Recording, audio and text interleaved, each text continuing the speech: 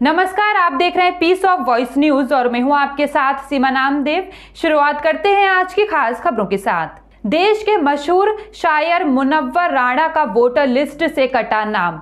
उत्तर प्रदेश में चौथे चरण के मतदान के दौरान बीएलओ की बड़ी कमियां नजर आईं। राजधानी लखनऊ की 9 विधानसभा सीटों पर वोटरों के नाम नहीं आने से लोगों में नाराजगी। मुनव्वर राणा ने कहा कि जिंदगी से मेरा नाम कटा जा रहा है। चुनाव आयोग ने नाम काट दिया तो कोई फर्क नहीं पड़ता।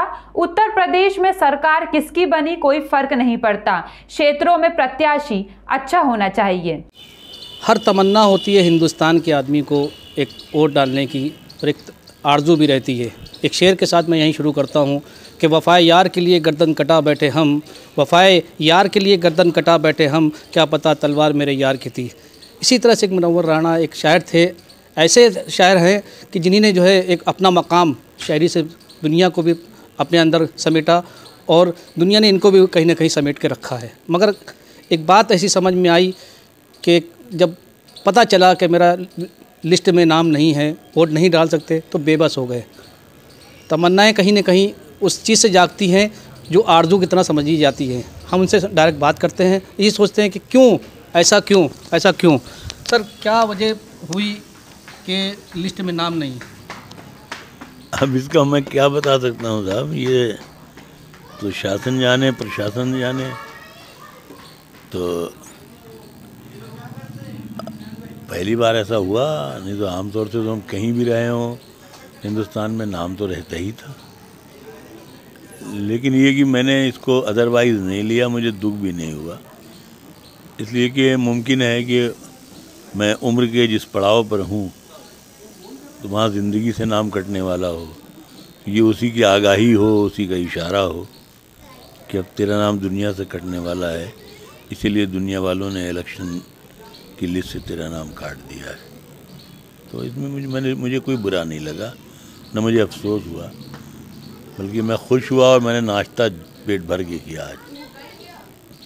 तो मैंने कहा कि वो किसी बुज़ुर्ग का शायर है ना कि बजा कहे जिसे आलम, बजा कहे जिसे आलम उसे बजा समझो, ज़बान खल्क़ को नक़ार खुदा समझो।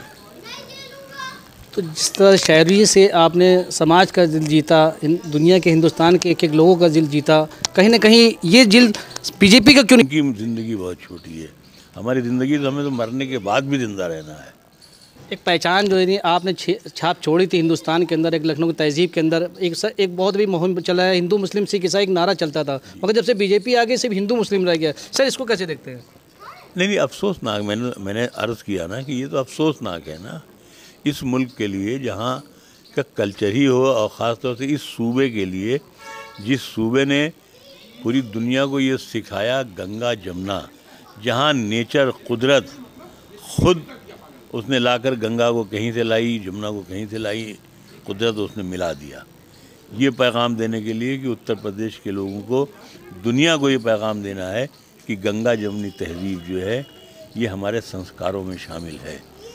उस सूबे में, उन इलाक़ों में अगर नफ़रत अपना राज करने लगे तो ये अफसोस की बात है, शर्म की बात है, मेरे जैसे शायर के लिए मर जाने की बात है। शायर कभी मरता नहीं, ज़बान पे रहता है नाम उनका। ऐसे लफ्ज़ों को कहीं ना कहीं जो उर्दू के लफ्ज़ थे वो कहीं ना कहीं जो है ऐसे जब से बीजेपी सरकार आई है उसको लफ्ज़ों को कहीं ना कहीं नकारा जा रहा है, उसको कैसे देखते हैं? नहीं, बीजेपी सरकार से ज़बान का कोई ताल्लुक़ नहीं है, वो ज़बान से उनका कोई वास्ता भी नहीं है, वो बस ज़बानी का वास्ता है। तो गाली कहीं ना कहीं जो उर्दू के लफ्ज़ थे वो कहीं ना कहीं जो है ऐसे जब से बीजेपी सरकार आई है उसको लफ्ज़ों को कहीं ना कहीं नकारा जा रहा है, उसको कैसे देखते हैं? नहीं, बीजेपी सरकार से ज़बान का कोई ताल्लुक़ नहीं है, वो ज़बान से उनका कोई वास्ता भी नहीं है, वो बस ज़बानी का वास्ता है। तो गालियाँ, बेहुदा जुमले, ख़राब मुहावरे, ये सब इस्तेमाल, ना हिंदी ना उर्दू, तो ये दोस्त नहीं है ना उर्दू के ना हिंदी के। और जबकि हिंदुस्तान ऐसा मुल्क है जहाँ माँ सरस्वती की पूजा सिर्फ इसलिए होती है कि वो इल्म की, ज्ञान की देवी हैं। तो जिस मुल्क में माँ सरस्वती रहती हों, अगर वहाँ के लोग ज़बान और तहज़ीब से मोहब्बत न करें ये इस मुल्क की बदनसीबी है, इस मुल्क के रहने वालों की बदनसीबी है। सर आखिरी सवाल है, क्या आवाम को संदेश देना चाहेंगे अपनी शायरी को लेकर के? एक हमारा शेर है, मैंने जो आपसे इतनी देर बात की, एक शेर हमारा है कि एक बार फिर से मिट्टी की सूरत करो मुझे, इज्जत के साथ दुनिया से रुखसत करो मुझे। ये तो मुनव्वर राणा ने अपने रूबरू हुए, हमसे बात करी, उन्होंने यही दिल में ठाना कि मेरा नाम कटा।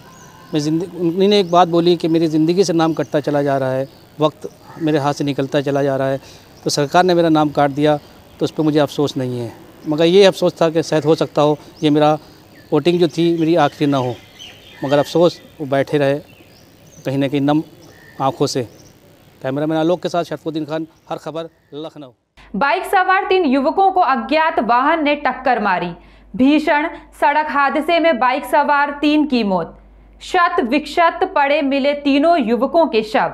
मरने वालों तीनों की उम्र 20 से 25 साल। घटना की सूचना पर पूर्वा पुलिस मौके पर पहुंची। तीनों के शवों को उन्नाव मोर्चरी भेजा। हादसे की जानकारी पुलिस ने परिजनों को दी। एक मृतक अजगेन कोतवाली क्षेत्र का है निवासी। अन्य मृतकों के परिजनों से संपर्क का प्रयास कर रही पुलिस। पूर्वा कोतवाली क्षेत्र के तोरा गांव के पास हुआ हादसा। अघोर पीर बाबा सूरतनाथ मठ स्थल बोहरा दिल्ली रोड रोहतक लखनऊ में प्रेस वार्ता की गई, जहां गुरु गद्दी रमेशनाथ महाराज का कहना है कि राजनीतिक ऊंच नीच योगी आदित्यनाथ की नज़दीकियों के चलते बाबा मस्तनाथ मठ मठाधीश एवं भाजपा सांसद बाबा बालकनाथ योगी ने 300 पूर्व पुराने चम्मर व डेरे के नाम विख्यात अघोर पीर बाबा सूरतनाथ मठ स्थल बोहर रोहतक में दलित साधु संतों की समाधि तोड़वाकर दलित साधु संतों के साथ मारपीट करके उन्हें डेरे से बाहर निकाला और कब्जा कर साजिश रचकर दलित साधु संतों को दर दर की ठोकरें खिलाकर घिनौना काम किया। जिला प्रशासन को भारी कीमत देकर चुकाना पड़ेगा, जबकि संविधान में अनुजाति मारपीट व गाली गलौज करने पर SC/ST एक्ट के तहत मुकदमा दर्ज करने का प्रावधान है। आज लखनऊ में हमें बहुत ही गंभीर मामला लेके आए हैं, जो कि बाबा बालकनाथ भाजपा से सांसद हैं और अस्तर बोर बाबा मस्तनाथ मठ में मठाधीश। जो डेरा ये 300 साल पुराना है, गुरु गोरखनाथ जी का अवतार है बाबा मस्तनाथ जी। तो मामला योगी आदित्यनाथ उनके गुरु भाई हैं और जब भी रोहतक आते हैं तो इसी डेरे में रुकते हैं वो। आप सबको बताना चाहूँगा,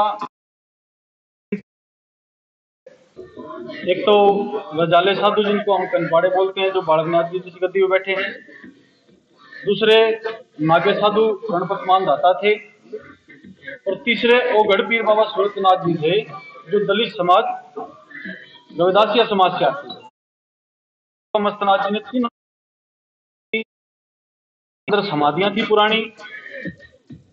लोग 3 मई 2020 को लॉकडाउन की आड़ में योगी आदित्यनाथ बालकनाथ ने वहां 300 साल पुरानी दलित साधु संतों की समाधियां तोड़वा देंगी, जिसकी फुटेज आप देख सकते हो।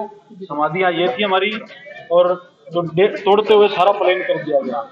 और जो हमारा पुराना डेरा था और समाधियां थी वो ये थी। उसके बाद पहले भी विवाद चला है समाधियों का, जमीन का, क्योंकि बाबा मस्तनाथ जी को 900 बीघे जमीन दान में मिली थी और उसमें क्लियर लिखा गया था भाई 3 इनकी चेले हैं, तीनों के नाम 300 बीघे।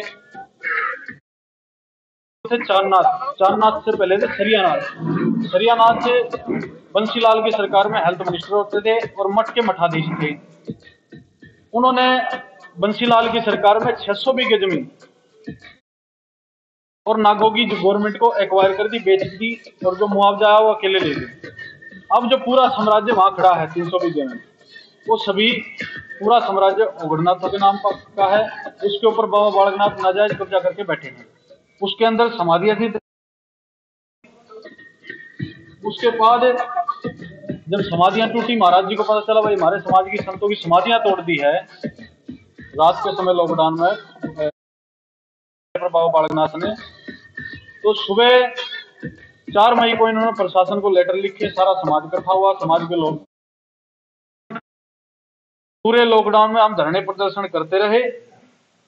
उसके बाद हमने एक महापंचायत बुलाई थी अपने डेरे के अंदर ही, जो अलग से हमने डेरा महाराज जी ने अंदर वाला छीनने के बाद पर्सनल अपनी जगह खरीद के रजिस्ट्री इनके नाम है, कागजात सब चीज इनके नाम है, उस पर पंचायत बुलाई पूरे समाज की।